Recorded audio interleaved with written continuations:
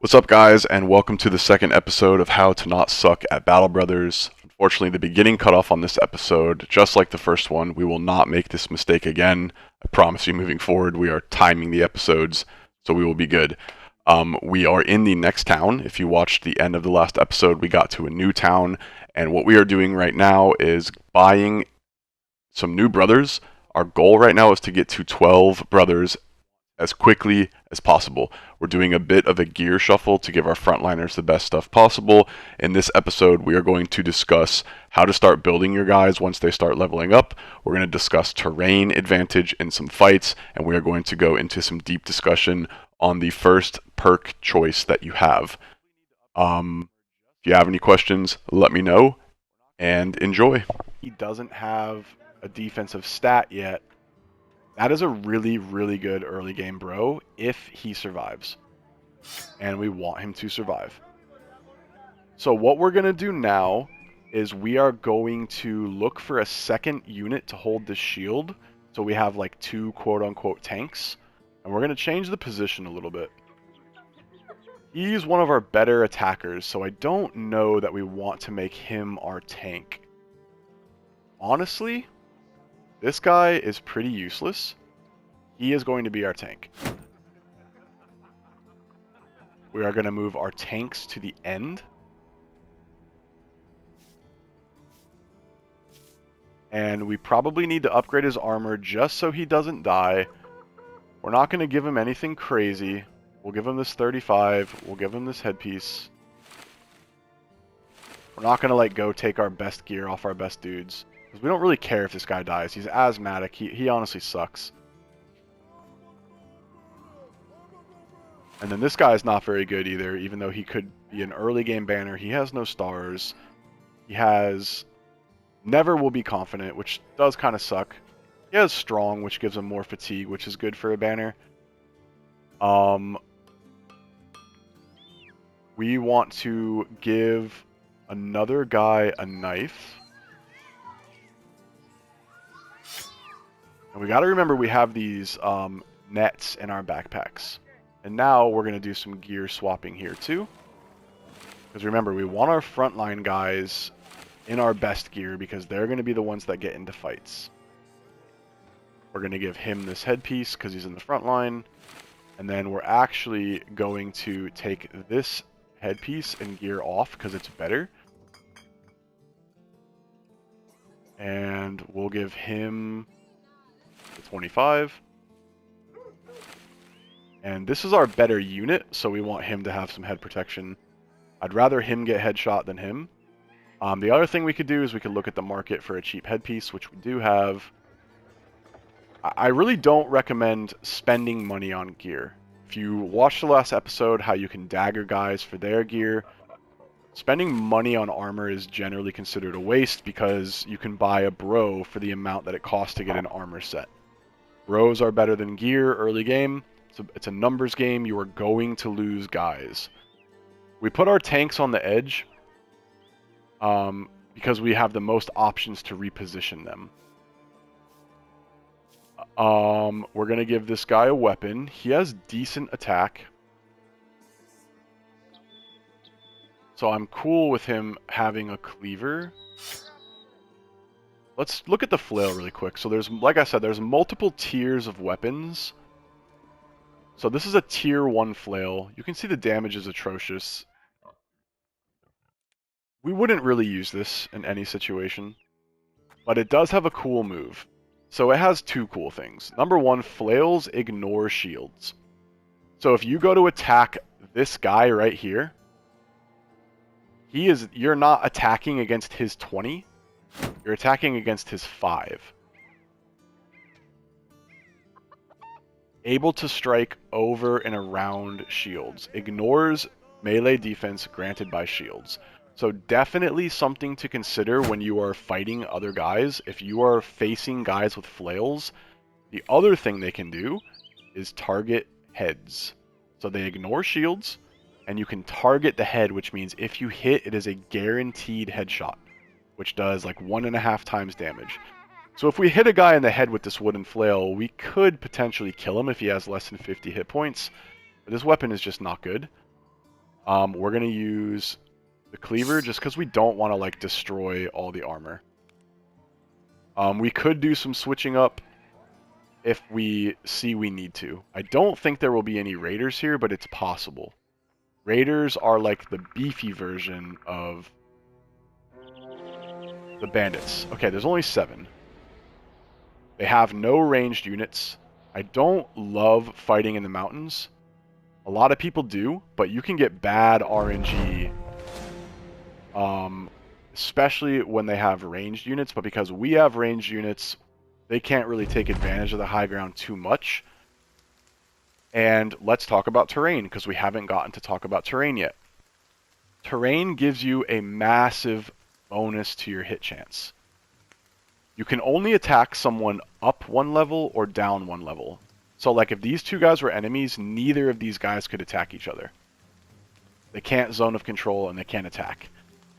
But if my guy was here, he would have a negative chance to hit because he's hitting up, and he would have a negative chance to his defense, whereas he would have a positive chance to hit and a positive chance to his defense. So high ground is insanely important. So you want to use terrain to your advantage anytime you can. Before we decide where to go, we're going to look at our guys, and you can see these guys are a lot scarier than the last group that we fought. He's got a 70 armor, but no headpiece. We want that armor. He's got a 55. We want that. He's got a 50. We kind of want that, but we're not going to die trying to get it. Double grip dagger, very dangerous. That's a tier 2 flail. We want that. But he's got a shield, so while it's slightly more powerful than the wooden flail, it's debuffed on the damage because he's not holding it in 2 hands. Debuffed tier 2 dagger. We can't see what that other guy's holding. Okay, so he's got a double grip crap flail. So, looking at our turn order, we're going to have 1, 2, 3 guys go, 4 guys go, and then this guy is going to make a decision.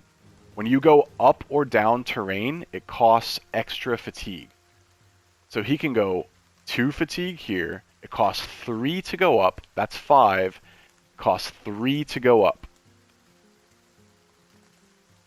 He would not be able to move past here even though it's 3 tiles. He also would not be able to go here and attack. So I'm thinking if we could get here, that would be awesome, because we could zone of control him, meaning he wouldn't be able to go here past us. He could try, but we'd probably hit him and prevent him from doing that. We don't have a... Well, we do. He can go 1, 2, 3. So we can zone of control them over here. And we are going to do that.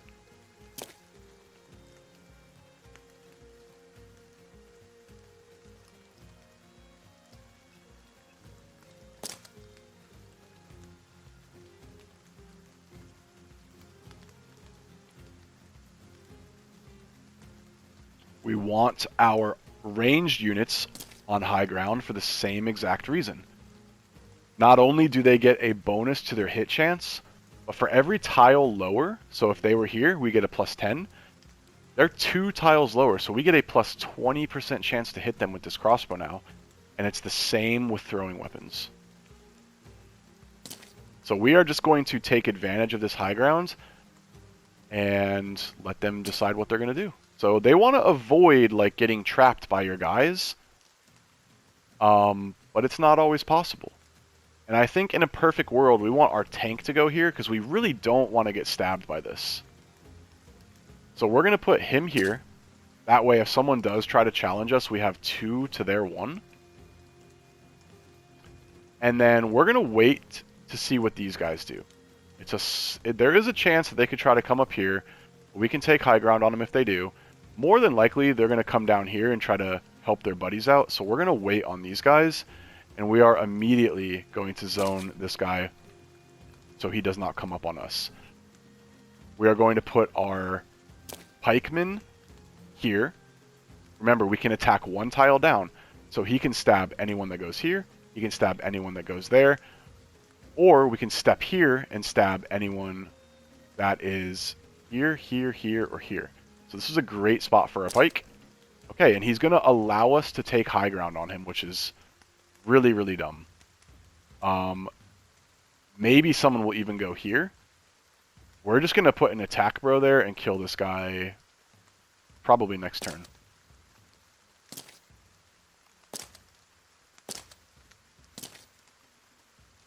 Okay, so I guess we didn't consider that they could go there. That's not a dangerous weapon though, so we're not concerned about that. The only one that can hit this guy is him, or to change elevation if someone is right here. So we're going to take that ability for them to do that away, and only allow him in a 1v1 with the advantage of high ground. He has a pike, but he cannot attack 2 tiles up. So even if he's 2 tiles away, where he could attack someone on the same or 1 level up, he can't attack him. What's a little tricky is he could come around here and stab our bros. So we're going to be conscious of that. We could put this guy in a 1v1 immediately. That is an easy fight for us. We're actually going to do that and send this guy down here to help. And then we are going to put our shield guy here, and we're just going to wait. We're going to pass our turn. We're not going to do any shield walling or anything like that. So chances are you can select them and see when they're going to go.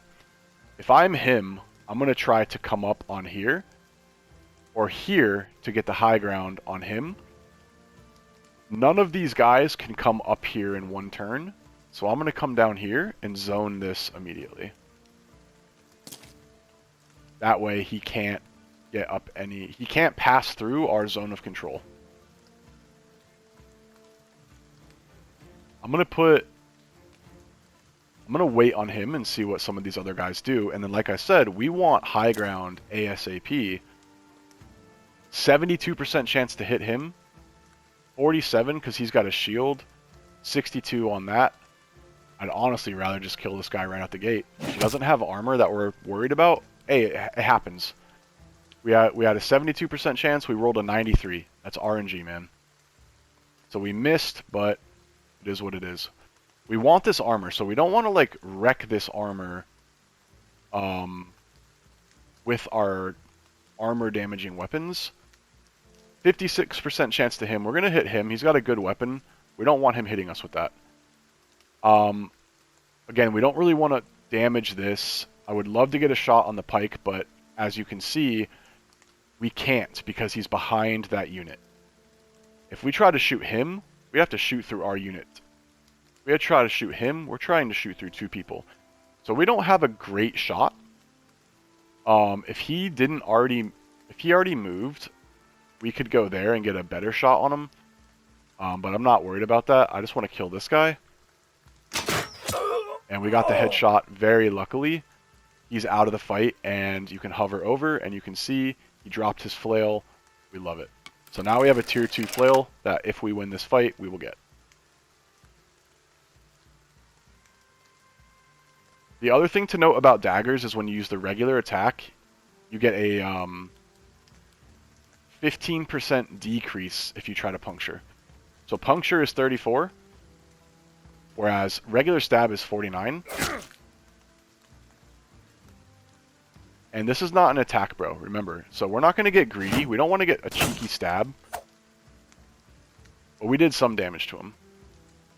And now that this guy's dead, we're going to bring him over here, because no one can get to here without wasting 2 turns. This guy could go 1, 2, 3, but if he does, we're totally fine with that because we can stab him with this pike. And we're actually going to wait on him to see what they do. See, so he's got a debuff, whereas we have a bonus to hit. So he will probably step there, which we're fine with. We're going to wait. He could try to stun us, but okay. Weird decision. He's going to try to come up here and get high ground on us. We are not going to let him do that. I said we wanted to dagger this. Because we don't have zone of control or anything, I don't think it's worth the extra fatigue and extra damage that we'll take. We're not going to go low ground and help him with this fight. Although you could argue that's okay, because, like, again, he has a weak weapon. But he's definitely going to hit us twice, and if he headshots us twice, we could die. So Frederick doesn't have a dagger, which kind of sucks. I would love to have him come down here. And who has daggers? We know he does. Hero has one. So we could zone of control this guy and dagger this armor. That's what we're going to do. Could go here and risk dying, but it's a risk I'm willing to take because I can stab this guy in the head and I miss. We're going to go here because, again, his goal is to go there and there. Otherwise, he's going to go there and get low ground on him. He cannot jump up here. He does not have enough AP. We're just going to stop there. We are going to get on low ground with him and switch to our knife. We don't have enough AP to do anything else. Maybe he hits us twice. Maybe he stuns us. If he gets 2 really lucky headshots, I guess he could kill us. But we're confident. Don't see that happening. Does Eric have a dagger? He does. So we're going to start working on daggering this guy immediately. We do miss, unfortunately. We're going to go here. We're not going to be able to reload, but we pierce his hand, which damages his ability to attack us. And yeah, we took some stabs, so this guy could die. Wow. So we missed 3 72s on that guy. But again, that's just the RNG, man. It happens. And I would love to get that headpiece because it's a 40, but we're not going to sit here and mess with this guy all day long. And now we're going to come down here, get more zone of control on this guy, lessening his chance to hit. Arguably, we could bump him away so he doesn't hit this guy at all. But I think his chance to hit twice is pretty low, especially in the head. I would rather just try to dagger him. And we hit it and he flees. So this guy is kind of scary. Although we have high ground on him, he has a dagger. Tier 2 dagger. So that's not fun.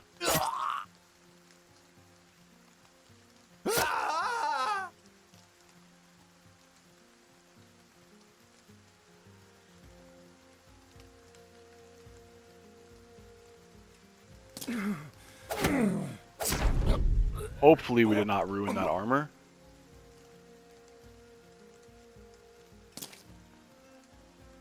That's one thing that's bad about when you can't fully surround them, they try to run away and you damage their gear. I don't know what it is that we're having to shoot over. I've never seen a body take a... That's weird. I don't know what's on that tile. Okay, we're not going to worry about it. We are now going to start sending our guys up north to try and help, although we probably don't need it.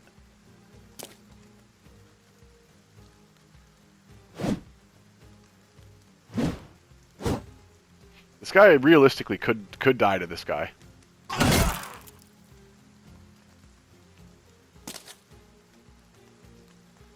We don't want to put him here, because then he can hit us 2 tiles away.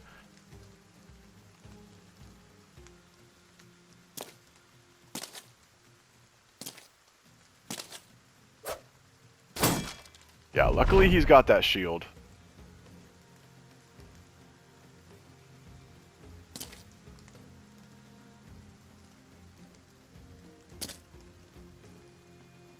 Yeah, we're still taking a... For For some reason, we're still blocked by this tile that's in front of us. That's super weird.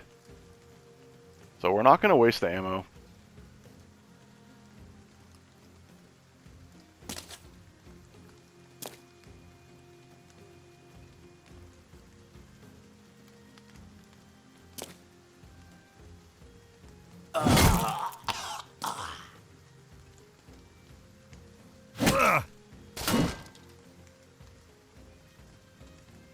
We don't want to get low ground on this guy with this tier 2 dagger. That would not be smart.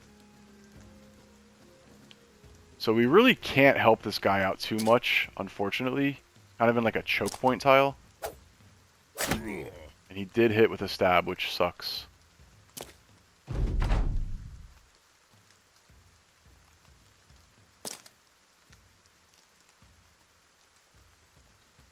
Yeah, the only thing we can do is go all the way around. We're not going to do that. We're going to take his spear back out. I don't think we need to net him. We can attack from 2 tiles away with our pike, which is probably what we're going to try to do. But if he gets 2 more hits on him, he could die. We could get here and throw onto him, which is another thing that we could try. But I am going to get ready just in case. I don't want a guy to die if we can avoid it. So we're kind of like prepping. Yeah, we can't even go around this way.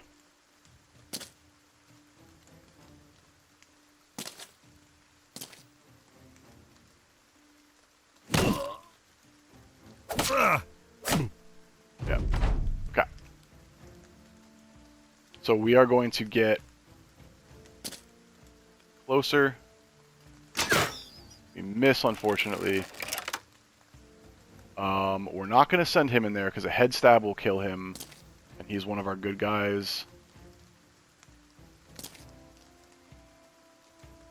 We can stab him next turn. That doesn't help us now. We are going to take 1 shot at this guy. Miss. But now he is fully surrounded. So he's morale broken. And we do get to go before him. So a bit of a risky play here.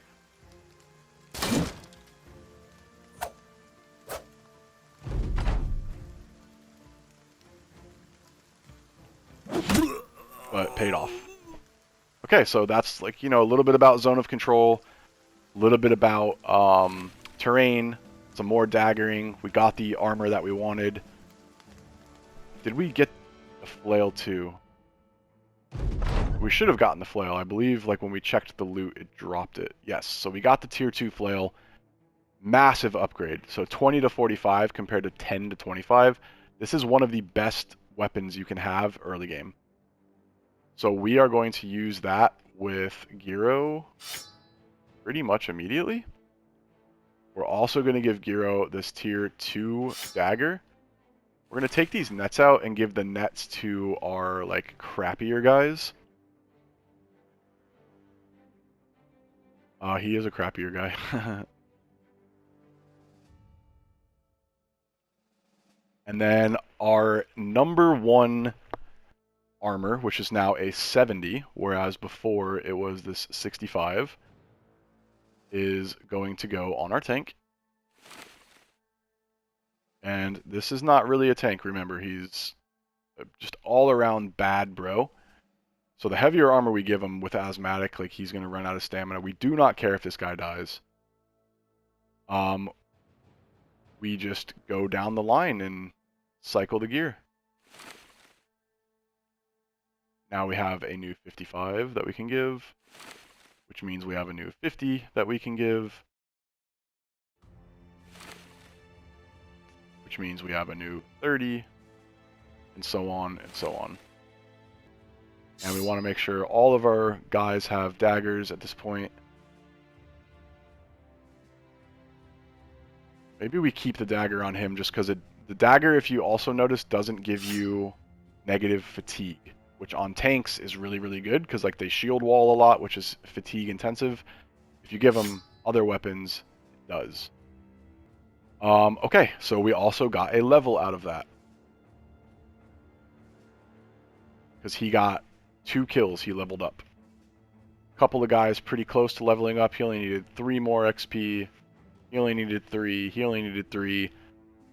But because we had that extra guy in the fight, the extra XP got spread out. Had we not done that, we would have got like 3 or 4 guys with level ups. So let's talk about how do we level guys. Well, first of all, if they have stars, you typically want to focus on those areas to build around a unit that's going to take advantage of that type of stat. He has fatigue, he has a star in resolve, he has stars in hit points. The only thing realistically this guy could be is a banner. We also already have kind of a designated banner in this guy. The other reason we don't want to make him a banner is because he's one of our better attack units right now, and in the early game you really don't need to worry about a banner. So early game you want to take the best type of attack that you can provide. So obviously he is a melee attacker. A 3 without a star is like the best you're going to get. So we're going to take 3s every time. Defense is insanely important on frontliners, so basically we will take anything that's not a 1 every time, and sometimes we will take a 1 if there's nothing else worth getting.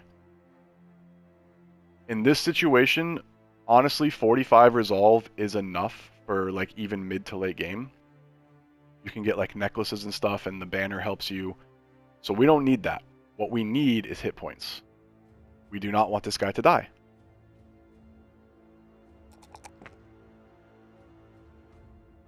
Fatigue is really important, but there are builds that you can use that get around the need for fatigue, and using two-handed weapons is the best way to do that because you only swing them once.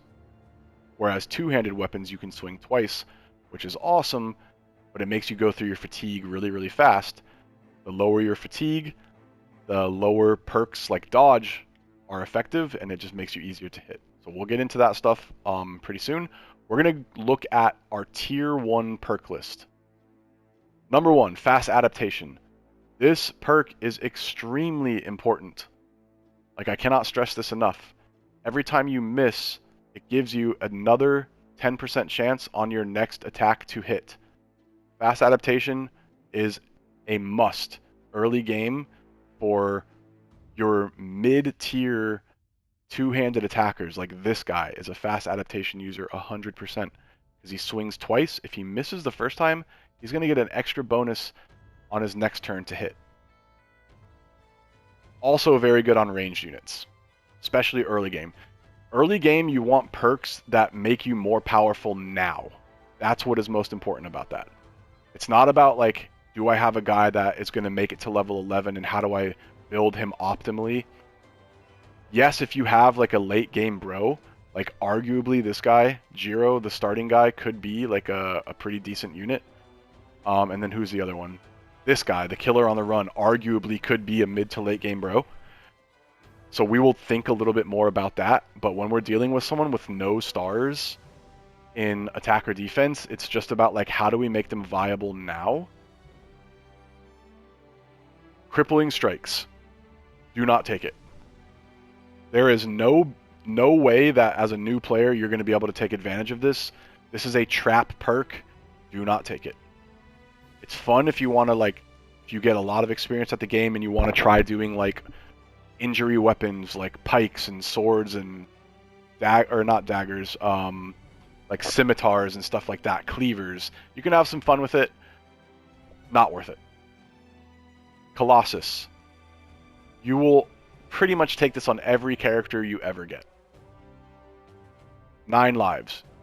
You should pretty much take this on almost every character you get. Bags and belts. Use it for hybrids, use it for tanks, and use it for ranged units. Other than that, you don't need it. Pathfinder. You will pretty much take this on every character you can get. Adrenaline. Arguably a great perk, Very fatigue intensive, very game mechanic knowledge heavy. You can mess around with it if you want. It can save your life and win a fight early game. I don't use adrenaline. And I play on expert. Like, I'm not an expert at the game, but I'm good enough.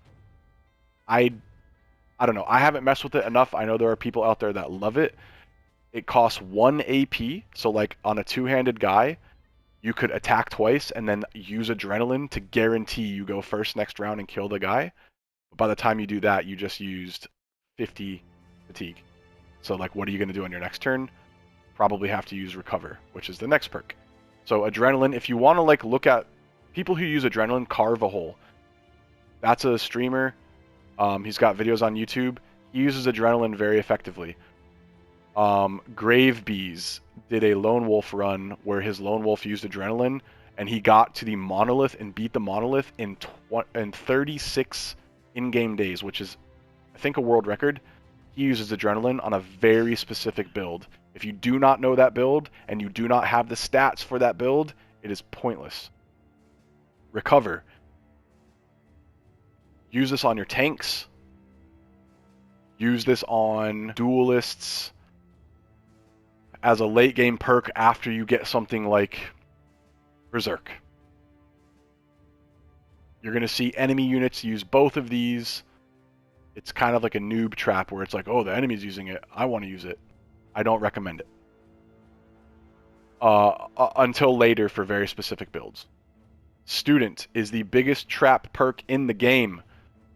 I see players using Student as their first perk. It is the worst. This is probably the worst perk you could choose out of all of these. You get 0 value out of this perk right now. The only case for Student is when you get to level 5 and you don't, well, you shouldn't at level 5 know what weapon mastery you're going to take. So you go, okay, well, I've already taken all these other perks I really need. I'm going to take Student just to help me level up a little quicker. Arguably, level 4, level 5 Student is okay. But not when you need to make your guys better. Now. Taking Student on a guy that's probably going to die, pointless.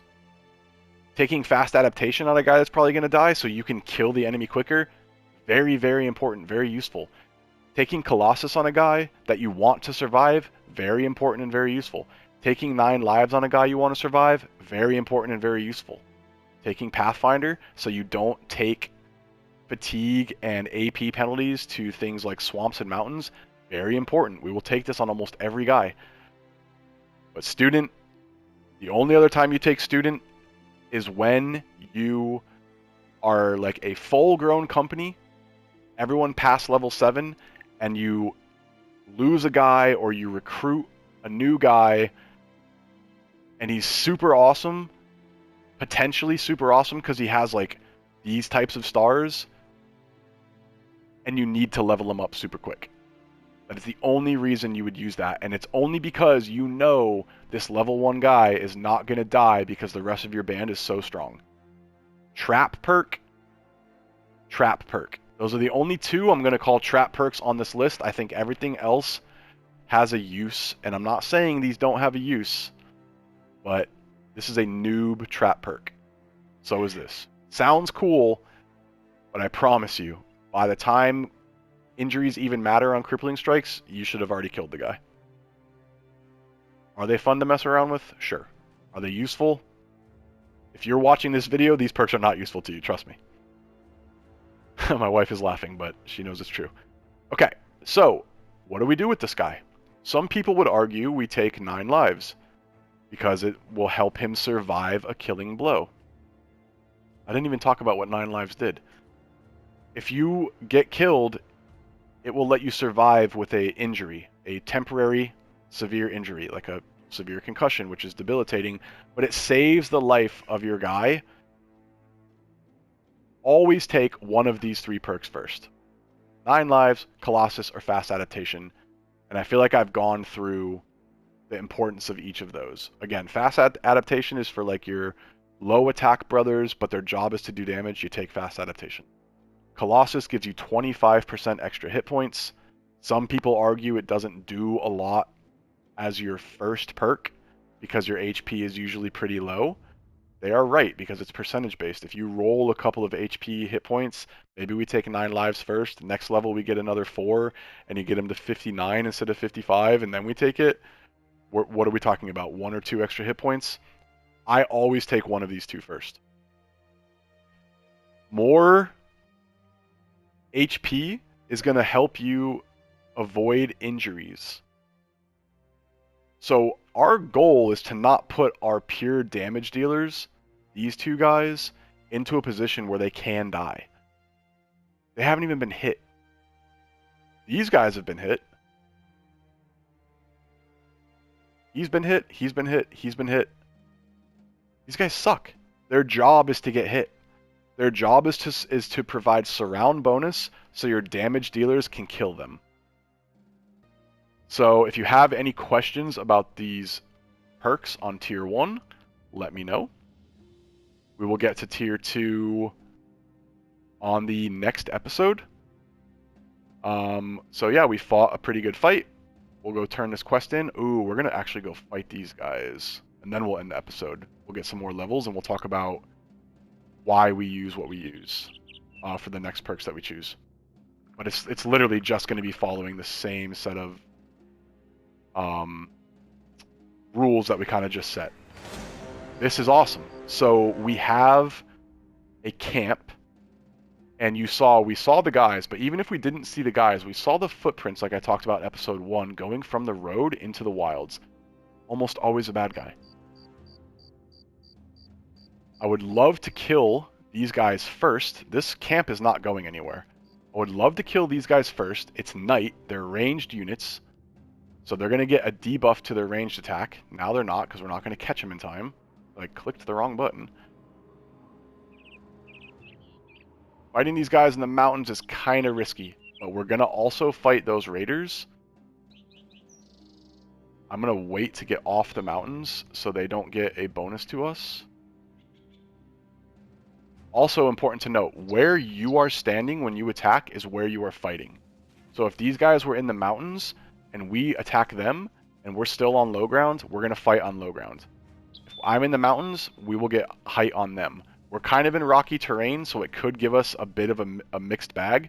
But the picture that it shows you above where it says your scout reports, that's typically the terrain you're going to fight on. The only thing we didn't really do before we took this fight was check our guys. It's pretty important to know where you stand with like your armor and your hit points. If you have a red or green first aid or plus sign, that means they're missing hit points. You can check your armor visually. If it looks wrecked, it probably is. But also over here, it says our hat is perfect, our chest is perfect on all of our guys. So we are going to take some damage this fight, no doubt. We cannot do our waiting trick and make them chase us, because they're just going to shoot arrows at us. So we are going to wait so they take shots further away. They have height advantage, which also sucks. That's going to hit. Okay, we're lucky that didn't hit. But once we close in on these guys, the fight is all but over. They're going to have like maybe knives, some wooden clubs, and already Frederick, unfortunately, is like out of the fight. But again, he's a fodder bro. What these guys will do when you get close is they'll typically try to run because they don't want you to attack them. So they're probably going to run back to and then shoot at us again. We don't want Frederick to die. I don't think they'll shoot at him again, but we're not going to risk it. He's literally one shot from dying, and he has pretty good armor. We are going to put our ranged units on high ground, because again, they're shooting down. They have a plus chance to hit. If we're on even ground, it levels that out. So we can't get him on high ground because he doesn't have enough fatigue. Totally fine. We're going to put our shield guy in front of this guy, so it helps block. And then we're also going to take high ground here to help block these guys. We're going to wait because we want to move in with our frontliners. And we are going to attack them immediately. Sometimes, you know, you wait for a surround bonus on these guys. You don't wait. Just attack them. The less damage we take, the better. Now we have a choice. And the choice is we are going to throw our shield bro in the middle. And the reason we could do that is because they had ranged weapons out. Meaning you can freely pass through their zone of control and they can't stop you. Once they switch to melee, then they can. We're going to talk about something else important here. We just put this guy in the middle of 3 guys. So they're all going to be attacking him. We only did that because he's a tank. He has good armor, and we know these guys have weak weapons. If they have knives and they decide to puncture us, he could die. So our goal right now is to kill these guys as quickly as possible. We also don't want to put him there because then it's 2 guys attacking him. He doesn't have a shield. His defense is terrible, and he's got high ground stabbing him with a freaking knife. It's a nightmare. We're going to try to get a throw off here. We have a clean line of sight. It'll probably miss. That's okay, though. We're going to step him in. We will miss there. Totally okay. We don't have a clear line of sight on anyone. We're going to wait. We're not going to pass. We're going to wait.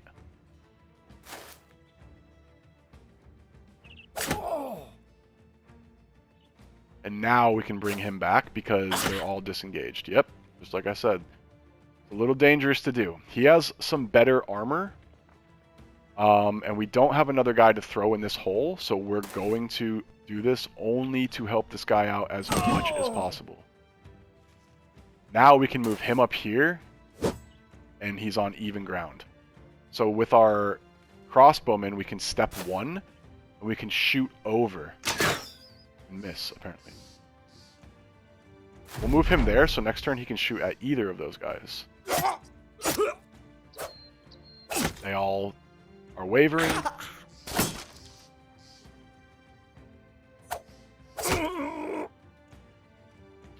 We are not going to waste any more ammo.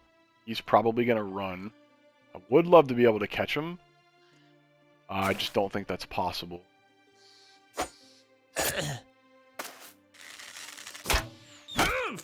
Nice shot. So yeah, he's taking shots at our... Okay, bro. We're going to come up here just to give some surround bonus, and we are going to chase this guy down. And you are going to see the power of the flail.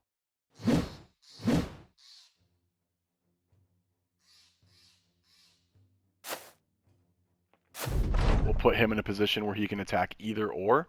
He can attack him this turn, or he can step and attack him this turn. So, like, you got to think about that stuff. We're going to put him over here to help him out, because I don't know that he'll be able to kill him. We're not going to waste any more ammo. It's completely pointless. We're going to send our tank up here instead of him, because he's already a little hurt. We don't want him to die. Ugh. This guy loves stabbing us, bro.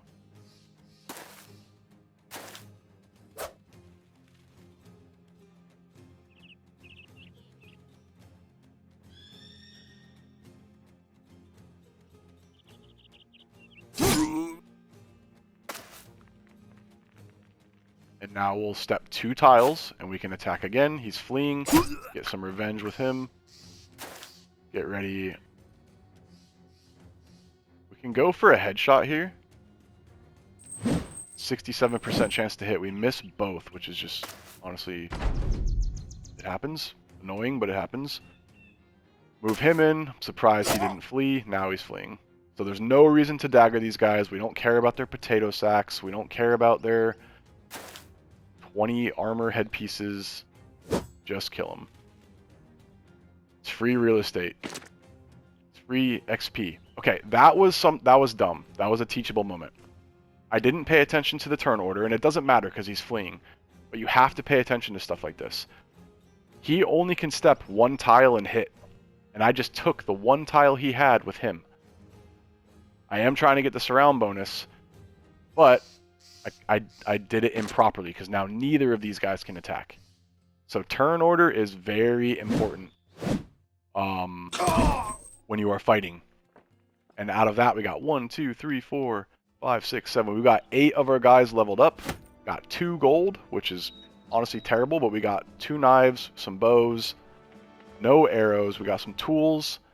And we needed that level up because we also want to go fight these raiders at that camp. And they are much stronger and much scarier than their thug counterparts. But we're going to level up, and then we'll save the raider fight for episode 3.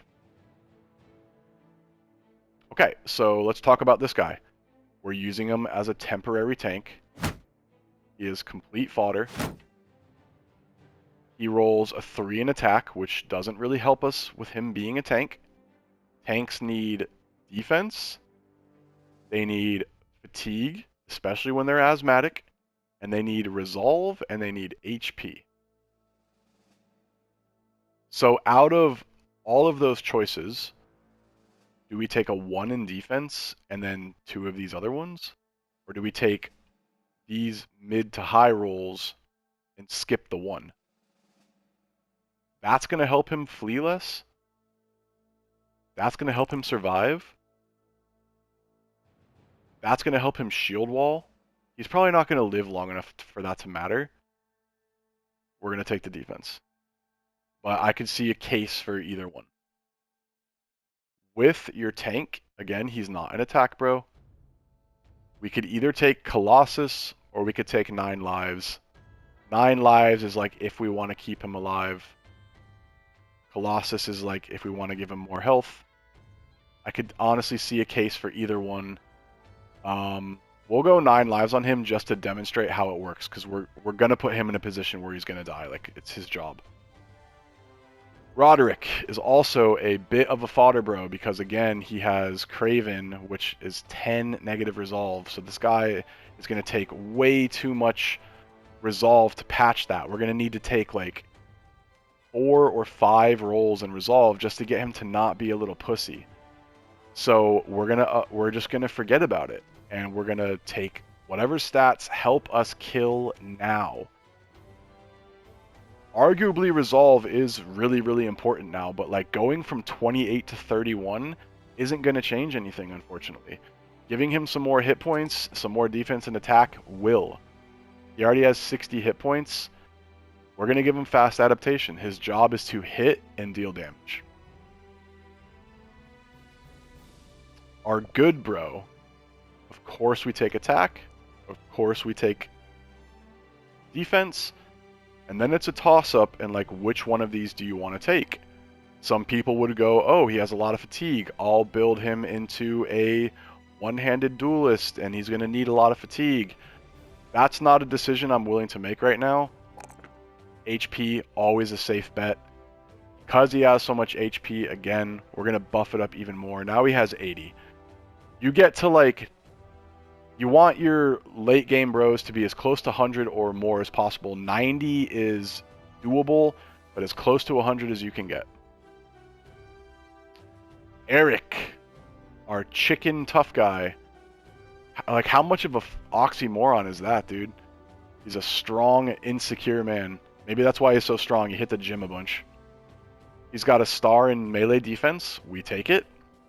He has no late game potential at all. He'll never be confident. He was potentially going to be our banner. So I say, like, for the time being, we build him out that way because he rolled a 4 here. You can see when you have 3 stars, you can roll 5s and 6s in your secondary stats. You can do it in melee, I think, super rarely, but it's more likely to happen. I've never seen this. I don't think you can roll 6s in any of these, but you can roll 6s in initiative. I think is the only thing you can roll a 6 in, but 5s and everything else. He has a lot of hit points, and right now he's not a banner, so we're gonna give him 5 hit points. Like, you're not gonna miss out on a 5 hit points. It's so rare that those come across. What does a banner do? So a banner, I guess we talk about this now, is a very important unit that you need to have as much resolve as possible because his job is to rally the troops when they get scared, and it's going to happen. Your guys are going to take damage, they're going to want to run away, they're going to see their bros get killed, they're going to get morale checked because they get surrounded. They are out of the fight good as dead, and if they fall, then all your other guys are going to start falling. So banners are super important, especially when you fight certain types of enemies like undead. We will definitely get to that in a future episode, but being at, let's just call it 50 resolve is already like that's good. I'm not gonna lie. Like he maybe he can be a banner after all. We don't really need our banner to be confident, I guess. He's not a bad bro at all. Super good HP, reasonable fatigue, good initiative. So we're gonna build him out to be a banner. But is he a banner right now? No, he's not. Do banners sometimes attack? Yes, they do. So you could argue fast adaptation. You could argue Colossus. You could argue 9 lives. You could even argue student on him specifically if he was in the backline. In backline only. We need him to do something now, which is live to be a banner. He's got very low attack, decent hit points. I think I'm going to go fast adaptation on him. That is a perk that banners use, but they're not always rallying the troops. Like sometimes they attack. I would actually say they attack more than they rally the troops. So when your offense is low, why not give him a buff to his offense? So he's our banner. He will take perks like Pathfinder, Fortified Mind, Gifted probably, arguably. He'll definitely need Rally the Troops. We'll get to all of that in a future episode. But that's a banner. Here is our actual tank. So if he rolls well, he could be good. I've had peddlers and nomads with no stars in defense get to almost 40 defense before just through pure luck. And right off the bat, he rolls a 3. We love to see it, bro. Like, he might as well have 2 stars. We are going to ignore these. These are traps. Do not pay attention to this. He does not need to attack. He does not need to shoot bows and arrows. Range defense is a bit of a trap as well. His range defense is already insanely high at 12. We do not need that. Range defense is a debate I'm not even going to get into on this series. Don't worry about it. He needs resolve really, really bad because his job is to get surrounded. That is a tank's job. Hit points is pretty damn important too, so I'm torn between which ones to take on these. He's going to have to be a nimble tank, which is something we'll talk about in the future because he doesn't have a lot of fatigue. He has great initiative, which helps him dodge really well. I think we're going to take the hit points. We're going to risk it for the biscuit. Oh, you know what? We get to take both because we didn't take a primary stat. There you go. He does not need fast adaptation. He does not attack. It's not his job. So the only perks you want to take on him are these two right here. And I want to avoid injury, get him to as high HP as possible. And he is now almost at 80. These should be really easy. It's a ranged unit. Yes, you could say, well, if I give him these 3 stars in attack, he'll be better than some of my frontliners. Does it really matter? I mean, he could be a hybrid. I don't think he's good enough to be a hybrid. We are going to give him some resolve. Backliners are good between like 40 and 50. Frontliners are good closer to 50. If you can get to 60, that's really, really good. And then, you could argue range defense so they don't get shot, but it's super rare that ranged units target your ranged units. Like, it's super rare. The AI is programmed to shoot at groups of enemies, so as long as you don't put them in a group, you should be okay. So don't worry about that star. We are going to go with hit points on him. And guess what we're going to do? Comment what you think we're going to choose on this guy. We'll see how many of you are right. Obviously, you're going to see because you can wait till this video is posted. We're going to choose fast adaptation on him. This is going to cause him to miss way less. Early game, super important. Boom. We are going to take these 3 stars, I think. A throwing tank is 100% a viable unit, and he has good resolve. It's a bit of an advanced niche guy, but having a thrower with a shield it's a thing. It's a real thing.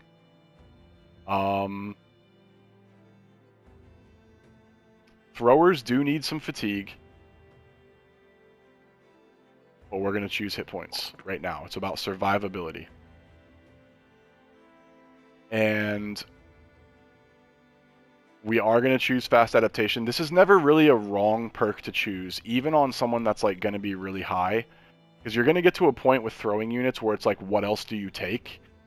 This is a viable perk for every level build. Range units, fast adaptation. Take it on your range units as your first perk. You will thank me.